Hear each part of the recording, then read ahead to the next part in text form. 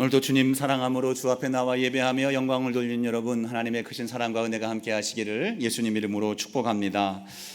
서로 인사하겠습니다. 우리 믿음으로 산다라고 하는 주제로 말씀이 몇 번 남지 않았습니다. 다음 주면 마지막이 될 것 같은데, 그때 우리가 인사하는 방법 서로 인사합시다. 믿음으로 승리하셨습니까? 서로 인사합시다.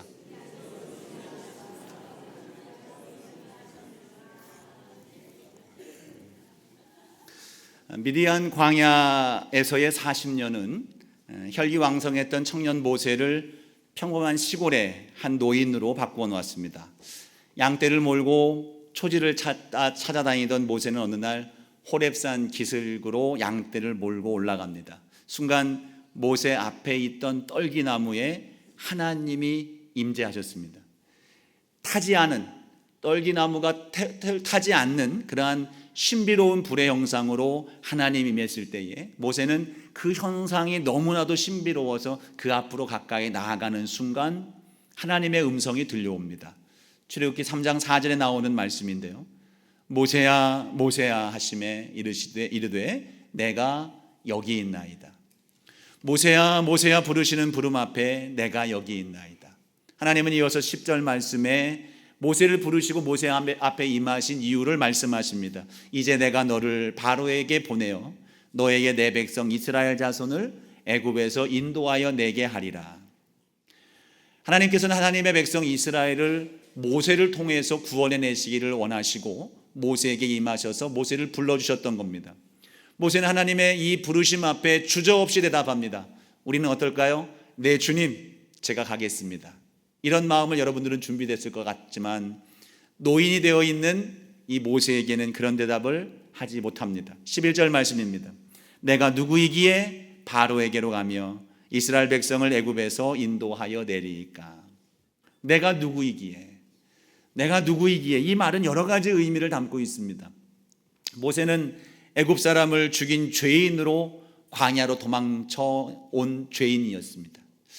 모세는 동족을 구하려고 했지만 동족에게 거절을 당하며 그 배신감을 마음에 품고 광야로 도망쳐 나온 사람이었습니다. 지금 그는 80세에 큰 힘이 없는 그러한 노인에 불과했고 하나님의 명령, 그 큰 제국의 왕 앞에 설 수 있는 어떠한 능력도 힘도 그리고 그를 설득시킬 수 있는 언변도 없는 그러한 상태였습니다. 지금 하나님 앞에 서 있는 모세는 심히 불안하고 두려운 모습으로 서 있는 거예요. 애굽으로 돌아가면 죄를 물어서 죽을 수도 있습니다. 자기의 동족이 자기의 말을 예전에도 그를 위해서 헌신했지만 자신을 배신한 그러한 동족들이 자신의 말을 들어줄 리 없다는 그러한 확신을 갖고 있습니다. 어떠한 상황에도 어떠한 말로도 아무것도 될 수 없는 그러한 상황 앞에서 모세는 두려움과 자신감 없는 모습으로 내가 누구이관데 거기로 갑니까? 라고 하는 대답을 하고 있는 거예요. 그런데 시간이 지나서 모세가 바로 앞에 서 있습니다. 모세가 바로 앞에 서 있는 그 순간 모세의 모습은 그렇게 자신감 없고 두렵고 내가 누구이길래 여기를 갑니까? 라고 이야기했던, 반문했던 모세의 모습과는 전혀 다른 모습이었습니다. 오늘 우리가 읽은 성경 히브리서 11장 27절 말씀에는 그 모세의 모습을 이렇게 설명하고 있습니다. 믿음으로 애굽을 떠나 왕의 노함을 무서워하지 아니하고 곧 보이지 아니하는 자를 보는 것 같이 하여 참았으며. 바로를 무서워하지 않았다는 겁니다.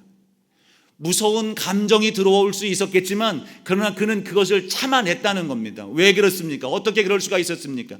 보이지 아니하는 자를 보는 것 같이 했다는 거예요. 무엇으로 말입니까? 믿음으로. 히브리서 11장은 시작되면서 믿음을 이야기했습니다. 믿음은 바라는 것들의 실상이요 보이지 않는 것들의 증거다. 믿음이 있음으로 인해서 그에게는 보이지 아니하였던 하나님이 보이기 시작한 거예요. 들리지 않았던 하나님의 음성이 명확하고 또렷하게 그 마음속에 울려 퍼지는 음성이 되었던 겁니다. 사실 이 말씀을 좀 돌려서 생각해 보면 모세도 하나님을 날마다 볼 수 있었던 건 아니었다는 겁니다. 주의 음성이 우리가 생각하는 것처럼 옆에 앉으셔서 사람끼리 얘기하는 것처럼 드런드런 말씀하시는 그런 음성으로 모세도 듣지 못했다라는 겁니다. 위기의 순간을 당면했을 때에 그 순간순간 하나님은 불현듯 임하셔서 그 위기를 다 모면하게 하셨을 수 있겠지만 하나님은 모세에게도 그렇게 역사하시지는 않았다는 거예요. 그러나 그는 그러한 상황일지라도 그 모든 상황 앞에서 보는 것처럼 하여 그 모든 두려움을 이겨냈다라고 말씀하고 있습니다. 이것이 바로 오늘 성경은 우리에게 믿음이라고 가르쳐주고 있습니다. 보이지 않는다고 없는 게 아니죠. 모세와 우리와도 똑같은 존재입니다. 우리는 성경의 인물들, 또 성경에 기록되고 있는 그 시대는 좀 전에 말씀을 드렸던 것처럼 하나님이 사람처럼 늘 임하셔서 말씀해주고 지시해주고 이끌어가시고 보여주시고 그랬을 거라고 생각을 합니다. 초대교회에 일어났던 놀라운 기적적인 현상 속에서도 하나님은 그 속에서 사람처럼 임하여 주시고 말씀해 주시고 보여주시고 이끌어 주셨기 때문에 그들은 위대한 믿음의 삶을 살 수 있었다고 생각할 수 있습니다. 근데 그때와 지금이 조금도 다르지 않았다는 거예요. 모세가 살던 시제, 모세가 만났던 하나님, 우리가 만난 하나님과 다른 하나님이 아니었다는 거예요. 하나님이 임하시고 말씀하시고 역사하셨던 그 현장도 그때와 지금이 다르지 않았다라는 겁니다. 여전히 보이지 아니하고 여전히 느낄 수 없는, 느껴지지 아니하는 그러한 하나님, 영이신 하나님으로 임하여 계신 겁니다. 그런데 그러한 상황 속에서 우리는 오히려 믿음의 담력을 얻게 됩니다. 그들도 보이지 아니하는 가운데에서 보는 것 같이 살 수 있었다면 오늘 보이지 아니하는 우리의 삶도 보는 것 같이 살 수 있겠구나. 그것을 이룰 수 있는 중요한 수단이 바로 무엇이라고 말합니까? 믿음이라고 말하고 있습니다. 바라기는 여러분, 보이지 아니하는 하나님이시지만 믿음으로 보는 것 같이 사는 여러분 모두가 되기를 주의 이름으로 축원합니다. 모세가 담대한 믿음 과정 속에 그렇게 보는 것 같이 바로 앞에 나아갔지만 그 이후에 진행되는 과정을 보면 그렇게 녹록하지 않았습니다. 바로 앞에 서서 하나님이 명하시는 바 이스라엘 백성, 내 백성을 광야로 내보내달라라고 요구하는 그 요구 앞에 이집트의 왕 바로는 전혀 그 말에 수긍할 생각을 하지 않습니다. 그때에 이제 하나님께서는 바로의 마음을 바꾸시기 위해서 이 이집트에 재앙을 내리십니다. 과정 속에서 10번의 재앙이 임하게 되는 거예요. 재앙을 하나씩 경험하면서 바로의 마음속에 두려움이 생겨나기 시작합니다. 하나님이 실제로 하시는구나, 하나님이 살아있구나라는 사실을 그가 깨닫기 시작하면서 모세에게 회유책 또는 타협점을 제시를 합니다. 출애굽기 8장에 보면 그 이후의 말씀에 그런 내용들이 나오고 있는데 8장 25절 말씀에 보면 바로가 모세를 불러서 요구하는 바 이 땅에서 예배하라. 멀리 가지 말고 나가지 말고 이 땅에서 예배하라. 28절 말씀을 보면 가더라도 너무 멀리 가지는 마라. 하나님을 예배해. 너희들이 믿는 그 하나님 영광을 돌리고 제사해라. 근데 이 땅에서 하면 안 되겠어? 또 가더라도 너무 멀리 가지 말고 금방 돌아올 수 있는 곳까지만 가도록 해라. 어떤 의미입니까? 세상과 타협하라는 것이죠. 너가 언제라도 이것이 아니다 싶으면 돌아올 수 있는 만큼만 가라. 네 방법대로 예배하고 네 방식대로 편의를 따라서 예배하는 삶을 살아라. 그런 믿음이 바탕한 것 아니겠느냐라고 회유를 했지만 모세는 어땠습니까? 단호하게 거절합니다. 우리는 그럴 수 없습니다. 출애굽기 10장 10절에 보니까 바로가 또 다른 제안을 합니다. 또 재앙을 당한 뒤에 그의 마음이 약하여져서 제안을 하는 것이죠. 노약자와 어린이들을 데리고 광야로 나가는 것은 악한 일이니 장정만 나가라는 거예요. 어른, 성인들, 남자들만 나가는 것이 좋은 일 아니겠느냐. 신앙생활하면서 그렇게 요란하게 하지 마라. 너의 가족 다 데리고 나갈 생각하지 마. 너만 나가서 예배하면 되지 않겠어? 너만 기도하고 너만 예배하면 가족들을 건사할 수 있지 않겠니? 라고 하는 이야기를 하는 거예요. 여러분, 아니죠? 우리 가족 모두는 주님 앞에 서 있어야 될 것입니다. 우리의 자녀, 우리의 형제, 우리의 부모 모두가 하나님을 믿는 믿음의 백성이 되어서 하나님의 거룩한 백성으로서 구원받은 인생들이 되어야 될 것입니다. 또 10장 24절 출애굽기에 보면 또 이런 제안도 합니다. 소와 양은 놓고 가라는 거예요. 그래, 가서 너 예배하고 와. 그러나 소와 양 떼는 놓고 가라. 언제든지 다시 돌아올 수 있도록 하는 것과 동시에 헌신을 하지 말라는 겁니다. 물질로 쓰지는 말라는 겁니다. 그냥 몸만 너의 필요에 따라서 할 수 있는 만큼만 하는 것이 적당한 예배 생활, 신앙 생활 아니겠느냐라고 유혹하는 거예요. 이 역시 모세는 과감하게 그리고 단호하게 거절을 합니다. 모든 과정 속에서 이러한 회유책이 있음에도 불구하고 하나님은 이스라엘 백성들이 완전하게 그 애국을 떠나기를 원하시는 겁니다. 부분을 놓고 가는 것이 아니라 마음과 물질과 그 모든 것을 가지고 떠나서 하나님을 온전히 예배하는, 하나님을 예배하는 예배자의 백성이 되기를 하나님은 원하시는 겁니다. 그것을 이루기 위해서 이스라엘 백성들 앞에, 이 에집트 백성들 앞에 하나님은 마지막 10번째 재앙을 준비하십니다. 이 10번째 재앙은 심판의 재앙입니다. 애굽에 있는 모든 장자가 죽는 사건이에요. 이 마지막 재앙은 온 이집트 땅에 임하게 됩니다.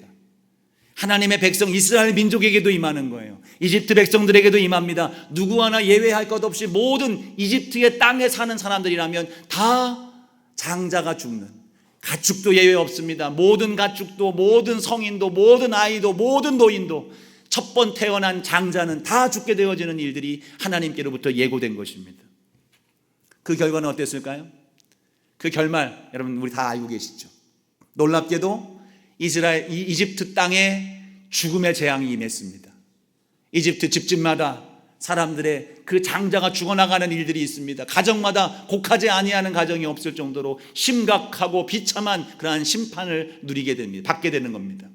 그런데요, 놀랍게도 이스라엘 백성들이 거하는 땅에는 곡소리가 나지 않는 거예요. 이스라엘 백성들, 하나님의 백성의 땅에는 재앙이 임하지 않는 겁니다. 오직 바로와 이집트, 애굽 백성들에게만 이 심판이 임하게 된 겁니다. 오늘 우리가 나누고자 하는 이 말씀 속에서 우리는 그러면 이스라엘 백성들이 살 수 있었던 비결이 무엇이냐? 그가 심판을 당하지 아니하고 살리움을 받고 죽음을 면할 수 있었던 이유가 무엇이냐를 우리가 함께 나누려고 합니다. 그것이 오늘 성경 말씀은 구원의 방편으로서 믿음으로 말미암았다는 것을 분명하게 가르쳐주고 있습니다. 믿음이 우리를 구원하는 유일한 길이 되는 것입니다. 먼저 우리는 이 믿음, 구원에 우리를 이르게 하는 믿음은 어떤 믿음입니까? 피 흘림의 능력을 믿는 믿음입니다. 피 흘림의 능력을 믿는 것, 이것이 우리의 믿음이 되어져야 됩니다.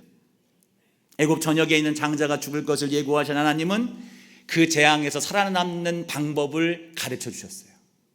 그냥 무작정 심판이 임했다 하면서 그냥 징계를 하시고 내리치신 것이 아니라 그 재앙에서부터 면할 수 있는 방법을 가르쳐 주셨는데, 이 방법이 참 이상합니다. 이해할 수 없는 방법이에요. 방법은 흠없는 어린 양을 잡아서 그 피를 현관문의 임방과 설주, 즉 문 기둥의 위아래 좌우로 바르라고 하는 겁니다. 그러면 죽음의 영이, 죽음의 천사가 그 집을 넘어갈 것이다. 여러분, 이게 믿어지십니까? 만약에 오늘 하나님께서 여러분들에게 강한 감동을 주시는 거예요. 오늘 너희 집에 있는 집에 양 한 마리를 사와서 그 양을 죽여서 피를 내어서 너희 집에 바르면 너희들에게 있는 모든 우환과 병과 죽음이 떠날 것이다. 그 말씀 그대로 여러분 따를 용기가 있습니까? 이게 오늘 이 지금 시대가 어떤 시대인데 말이죠. 하나님, 이상한 말씀을 제게 요구하시면 제가 감당하겠습니까? 지금은 과학의 시대고 논리적인 시대여서 더더군다나 이게 어려운 시대였을 거예요. 그러나 그나마 이집트라든가 그 시대의 상황을 보면 그래도 어느 정도는 받아들일 수 있는 그런 환경은 되긴 하겠습니다만, 그 역시 수용할 수 있는, 그냥 설득될 수 있는, 그래, 이것을 하면 죽음이 우리를 넘어가겠구나라고 동의할 수 있을 만한 그러한 이성적인 내용은 아닐 것입니다. 오늘 말씀 30절도 한번 보세요. 믿음으로 7일 동안 여리고를 도니 성이 무너졌다 그랬습니다. 가나안 땅에 들어가서 첫 번 무너뜨려야 될 성이 여리고 성입니다. 여리고 성, 하나님은 한 번도 성을 대항하여 싸운 적이 없었던, 성을 공략해 본 적이 없었던 이스라엘 백성들에게 어떤 무기로, 어떤 방법으로 어떻게 이 성을 칠지에 대한 것을 가르쳐 주셔도 시원찮을 판인데, 다른 것 말씀하지 아니하시고 일주일 동안 이 성을 한 바퀴씩 돌아라. 마지막 7째 날은 7바퀴 반을 돌아서 크게 외쳐라라고 그렇게 황당한 요구를 하시는 거예요. 그런데 결과는 어떻게 됐습니까? 밑도 끝도 없이 돌기만 하라고 하셨던 그 말씀에 순종하여 나아갔더니 그 성이 무너져 버렸습니다. 놀라운 사실은 그 여리고 성이 무너졌을 뿐 아니라 그 피를 바르라고 명령하신 명령에 순종하는 집마다 죽음의 영이 말씀하신 대로 넘어간 거예요. 그 심판을 면하게 된 것입니다.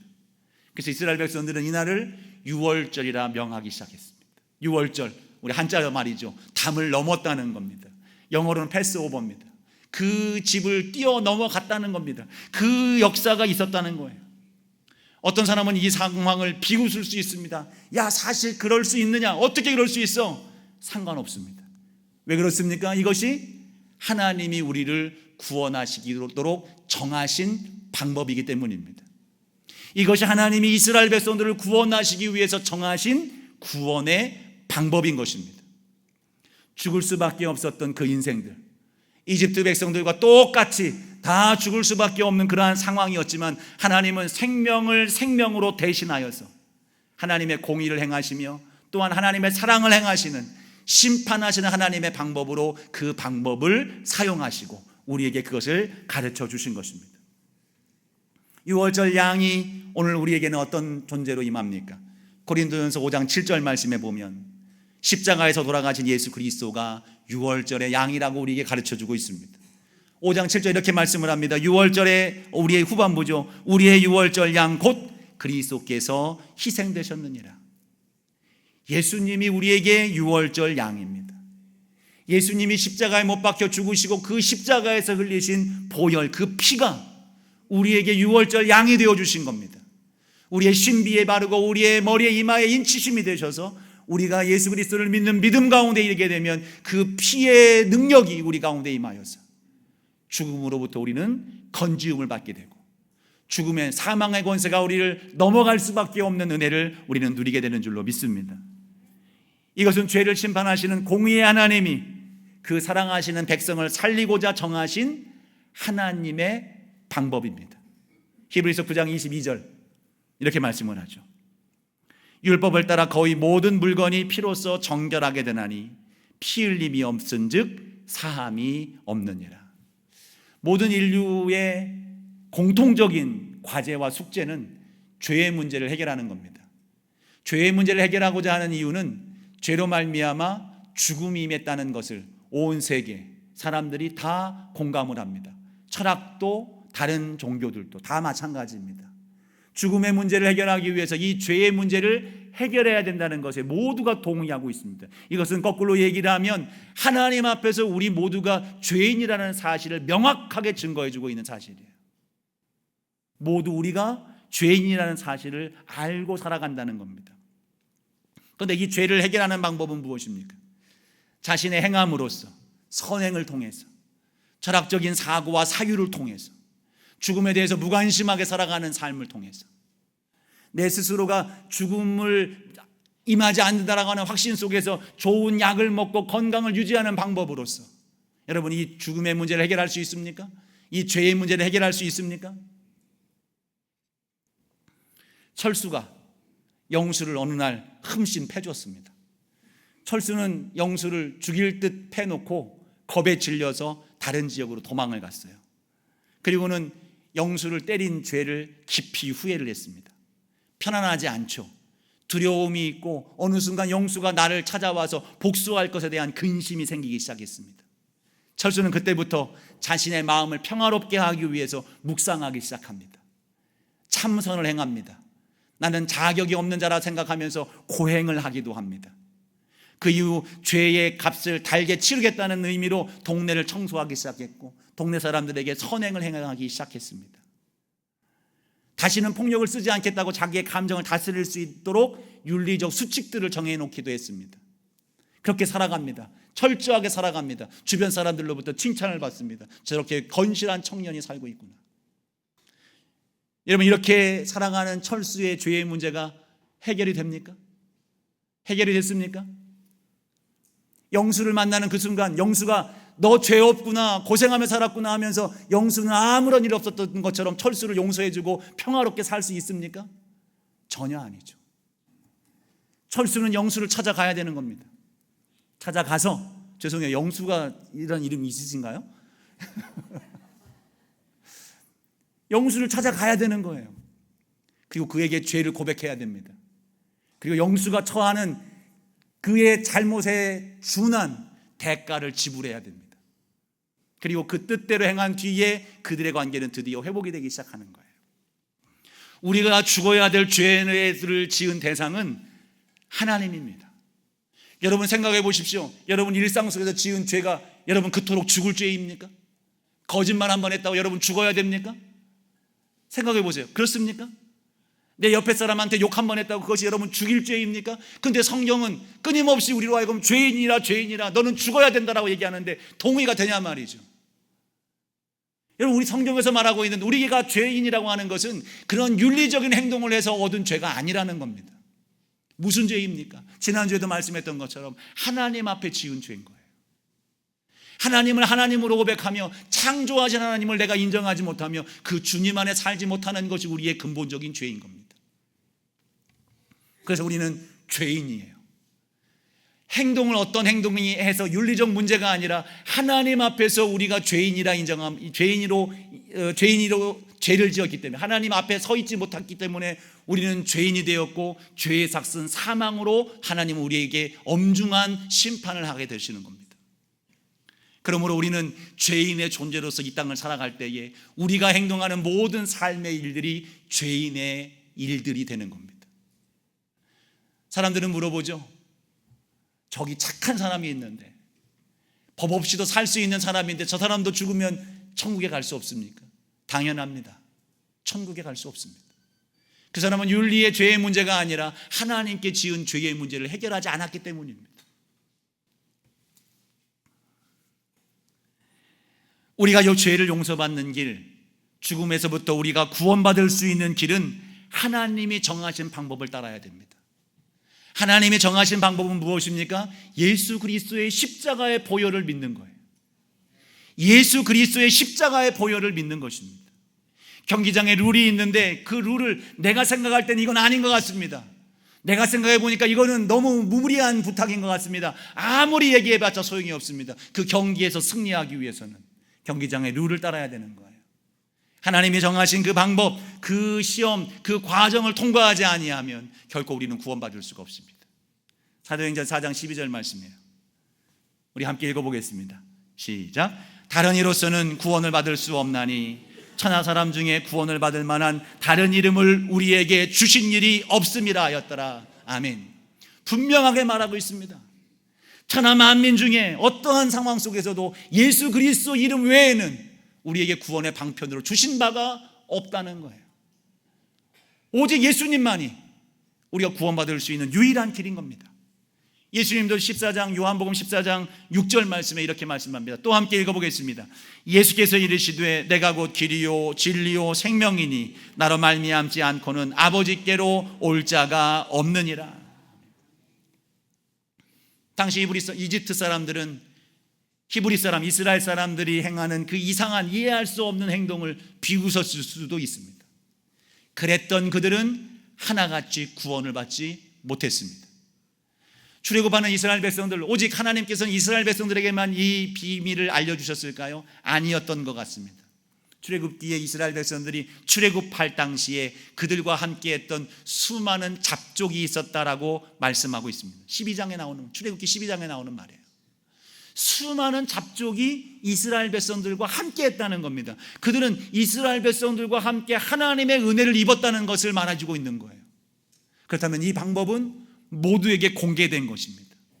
모두에게 공개됐지만 모두가 그것을 수용하거나 받아들이지 않았다는 것을 말하고 있는 거예요. 고린도전서 1장에서도 그 얘기를 하고 있습니다. 23절 말씀에 우리는 십자가에 못 박히신 그리스도를 전하는데 유대인들에게는 이것이 무엇입니까? 거리끼는 것이 됐고 이방인에게는 미련하다. 이 십자가를 바라면서 미련하다. 이해할 수 없는 이 일들을 너희가 믿는구나라고 이야기를 하는 거예요. 근데 24절에 뭐라고 합니까? 오직 부르심을 입은 자들에게는 유대인이나 헬라인이나 그리스도는 하나님의 능력이요 하나님의 지혜니라. 예수 그리스도가 우리를 살리는 능력입니다. 우리를 살리는 지혜로운 지혜가 오직 예수 그리스도인 겁니다. 민수기 21장 말씀에 보면 광야에서 하나님께 원망하고 불평했던 이 백성들에게 불뱀을 보내셔서 그들을 징계하십니다.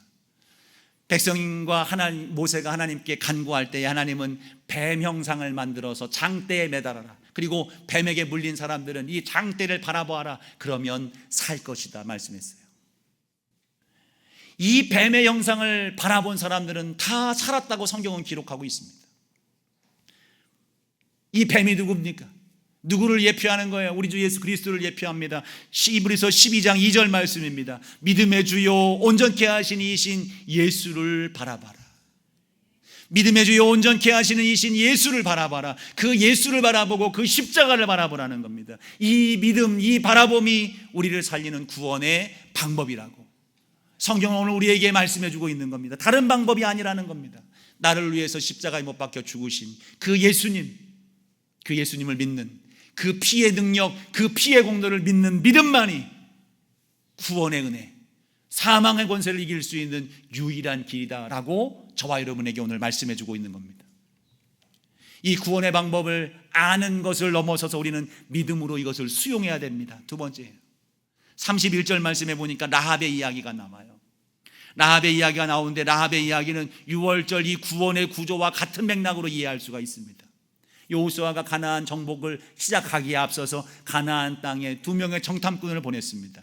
이 정탐꾼이 가만히 숨어들었는데 노출이 됐어요. 그래서 그들이 숨어들어간 곳이 기생 라합의 집이었습니다. 근데 기생 라합의 집에 들어간 이 두 정탐꾼이 놀라운 이야기를 듣습니다.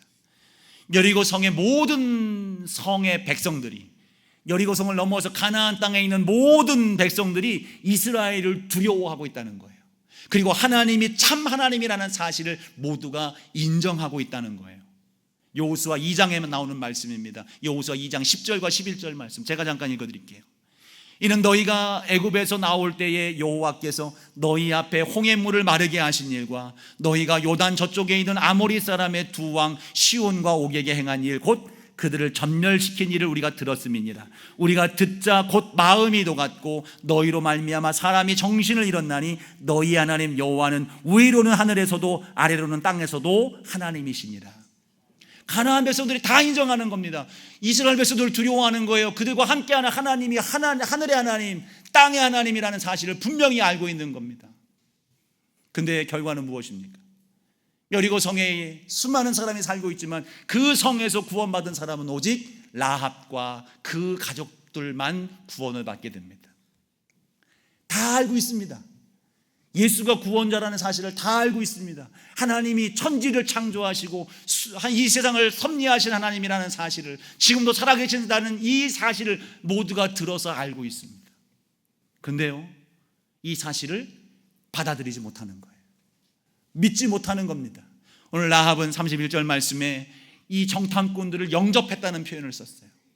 영접입니다. 우리가 익숙한 단어 아닙니까? 하나님을 영접하듯이 이 기생 라합은 정탐꾼을 영접하는 그 행위가 그들이 믿는 이스라엘 백성들의 하나님을 영접하는 행위로 받아들여지는 겁니다. 우리에게 주신 은혜로 예수 그리스도가 임하여 계십니다.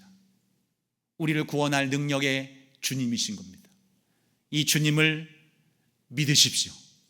이 주님을 아는 것에 끝나는 것이 아니라 믿고 영접하십시오. 나를 살리신 구주이심을 고백하고 나는 내 주인, 인생의 주인이 아닌 하나님 예수 그리스도의 종으로서의 삶을 살기를 작정하며 그 앞에 겸손히 무릎 꿇고 나의 왕, 나의 하나님, 나의 구주가 되시는 주님을 예배하며 찬송하는 저와 여러분 모두가 되기를 주의 이름으로 축복합니다.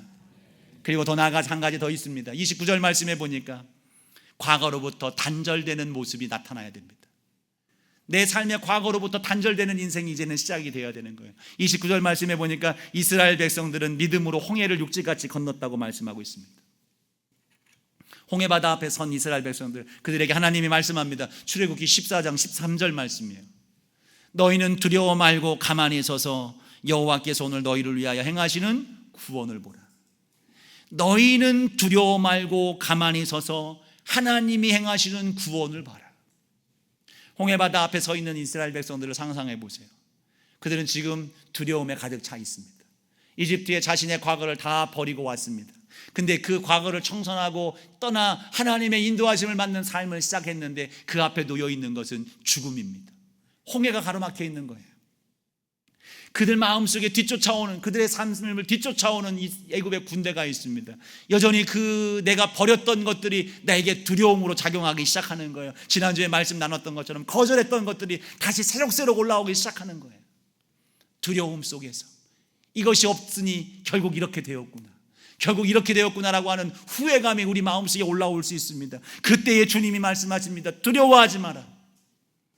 가만히 서서 내가 떠나온 그것을 바라보는 것이 아니라 하나님이 이루어가시는 구원을 보아라.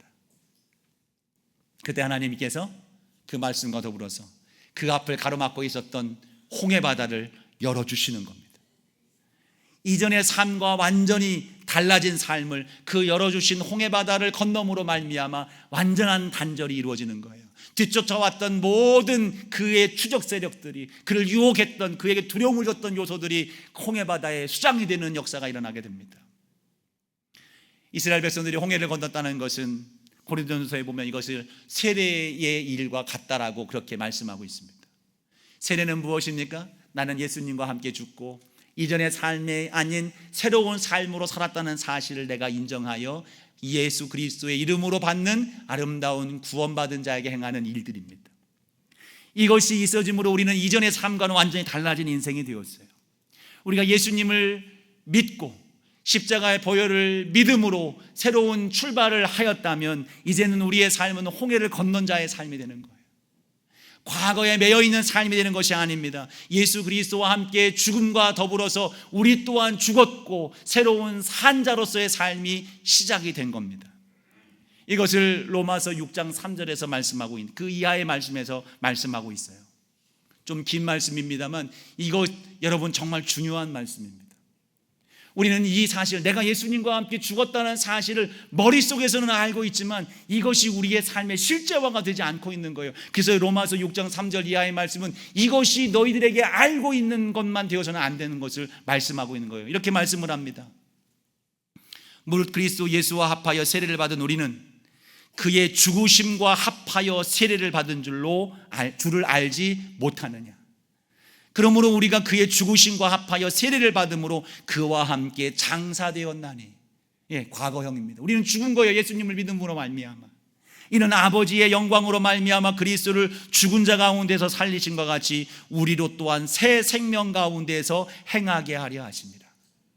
만일 우리가 그의 죽으심과 같은 모양으로 연합한 자가 되었으면, 즉 예수님과 함께 연합하여 죽었다면이라는 말이에요.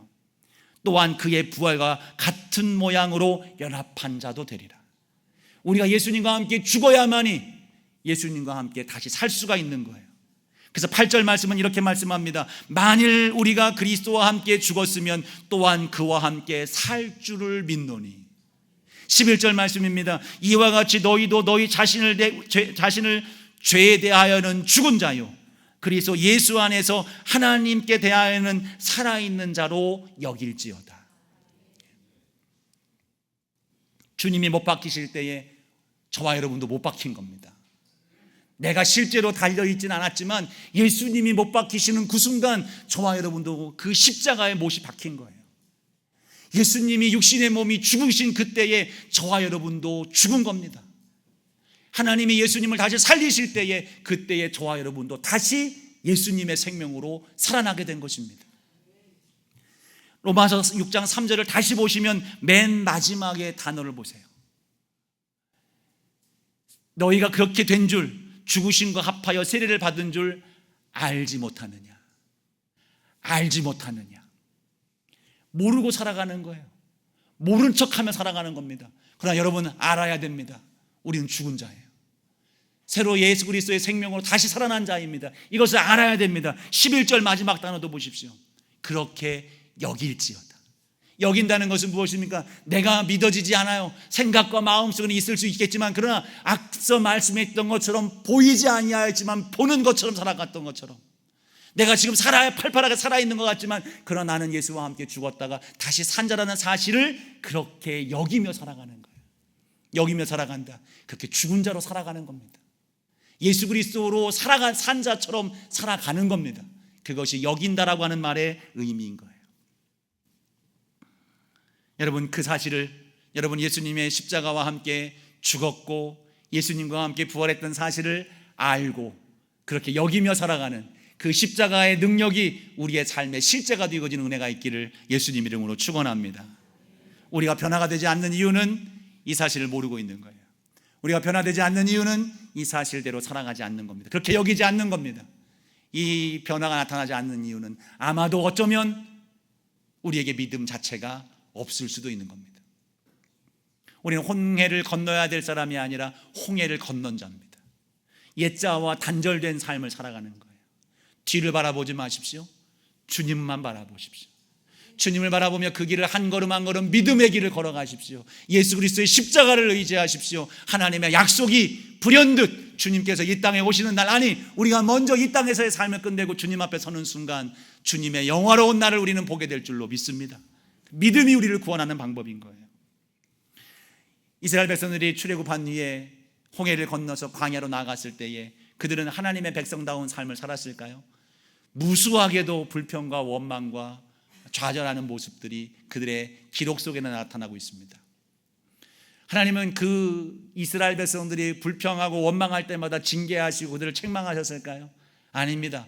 그들이 원망하고 불평하고 정말 하나님 앞에 불평을 늘어놓을 때도 하나님은 그들에게 자비와 긍휼을 베풀어 주셨어요. 근데 하나님이 징계하실 때가 있었습니다.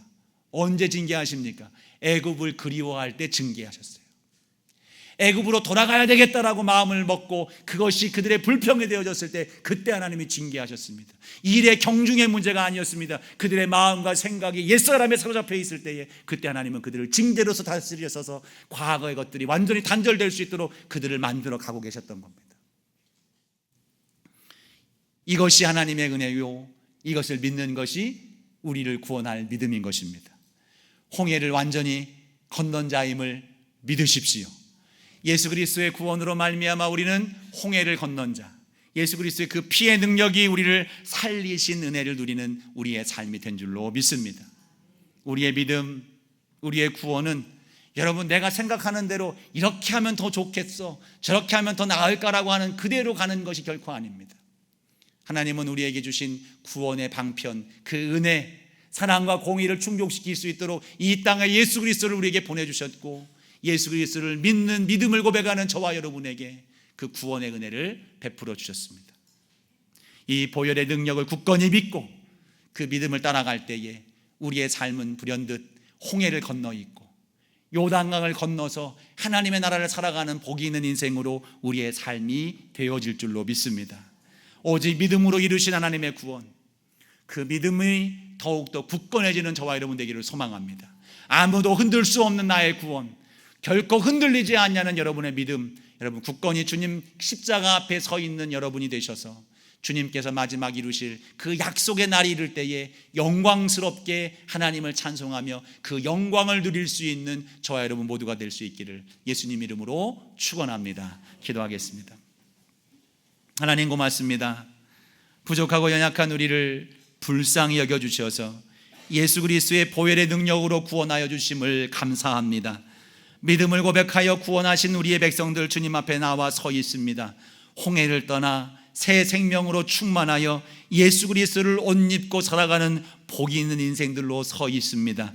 이 삶이 더욱 아름답게 주의 영광, 그 나라의 영광을 누리며 살아갈 수 있도록 성령님 우리의 믿음을 굳건하게 하시고 우리의 모든 범사를 인도하여 주시옵소서. 예수님 이름으로 간절히 기도하옵나이다. 아멘.